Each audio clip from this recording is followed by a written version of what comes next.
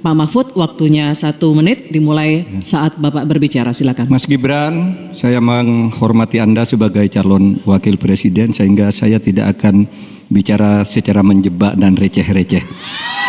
Saudara, pada tanggal 17 Februari 2019 dalam sebuah debat calon presiden itu Pak Prabowo mengatakan bahwa Pak Jokowi itu menyampaikan tidak akan mengimpor komoditas-komoditas pangan jika nanti terpilih presiden. Ternyata kata Pak Prabowo nih, 4 tahun memimpin Pak Jokowi masih mengimpor dan itu merugikan banyak petani. Nanti dicek ya bahwa itu pertanyaan Pak Prabowo ke Pak Jokowi saat itu. Pak Jokowi bilang tidak akan mengimpor. Tapi sampai sekarang kita masih mengimpor banyak. Masih mengimpor banyak, malah semakin banyak mafianya impor mengimpor bahan pangan itu.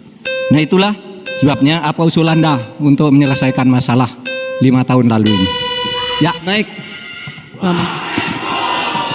cukup. Ini kami persilakan Cawapres nomor urut 2 Bapak Gibran Rakabuming Raka untuk menjawab. Waktunya 2 menit dimulai saat berbicara. Silakan. Sepertinya Prof. Mahfud agak ngambek ya, soalnya saya sudah 2 kali memberikan pertanyaan yang sulit.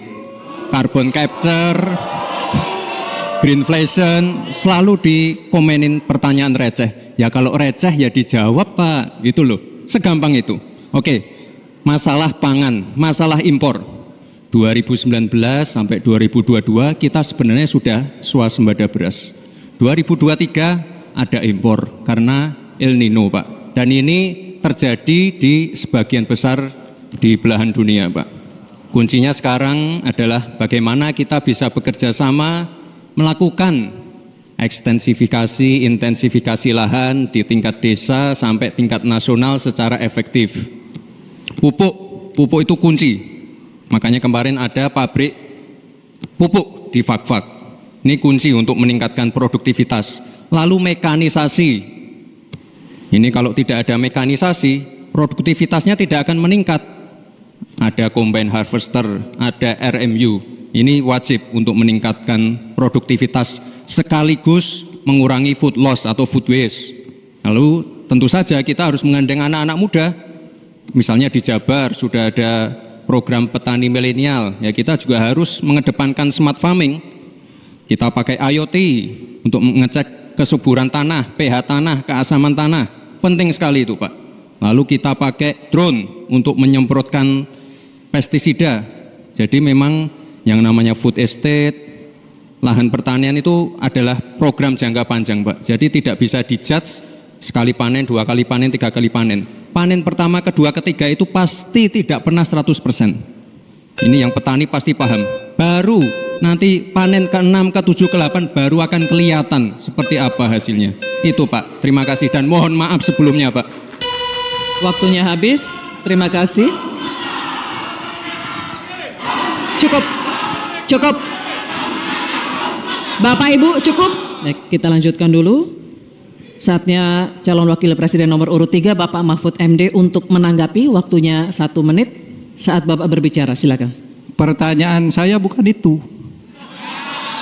Pertanyaannya itu, dulu Pak Prabowo bertanya, katanya Pak Jokowi tidak mau ngimpor beras. Lalu sekarang faktanya, per hari ini, catatan data ini harus dibaca ini. Impor kedelai 2 juta ton, susu 280 juta ton, gula pasir 4,1 juta ton, beras 2,8 ton, daging sapi 160 juta ton. Ini hasilnya seberapa dari hasil debat dulu yang tanggal 17 Juli itu. Perkembangannya seberapa? Semakin banyak nih angkanya, semakin banyak impornya, semakin terdiversifikasi juga, diversifikasi juga impornya dari data ini. Nah oleh sebab itu kemudian secara lebih mendasar saya ingin menanyakan posisi Mas Gibran dengan penuh hormat. Posisi Anda sebagai wakil presiden, bagaimana tentang konsep Trisakti Bung Karno terkait kemandirian ini? Baik. Selanjutnya kami persilakan Cawapres nomor urut 2 Bapak Gibran Rakabuming Raka untuk merespon tanggapan dari Bapak Mahfud MD. Waktunya 1 menit Pak Dimulai dari saat Bapak berbicara, silakan. Terima kasih Prof. Mahfud untuk evaluasinya. Sekali lagi saya mohon maaf jika ada kata-kata saya yang salah. Tapi sekali lagi, ini harus kita evaluasi. Dan kita jangan memberikan narasi-narasi yang menakutkan kepada warga. Intinya adalah program-program yang sudah berjalan sekarang. Nomor 1 dan nomor 3 ini kan kompak. Food estate gagal. Saya tegaskan sekali lagi Pak. Memang ada yang gagal. Tapi ada yang berhasil juga yang sudah panen. Misalnya di Gunung Mas, Kalteng. Itu sudah panen jagung, singkong. Itu Pak. Cek saja nanti ininya. Cek saja datanya. Intinya adalah warga jangan diberikan narasi-narasi yang menakutkan. Kita harus optimis Pak. Bapak-bapak ini adalah calon-calon pemimpin, harus optimis. Jangan memberikan narasi-narasi yang menakutkan kepada warga dan masyarakat. Waktunya masih? Baik, waktunya habis. Baik, waktunya habis. Cukup. Cukup, mohon kerjasamanya. Baik, hadirin sekalian, kita akan masuk ke sesi tanya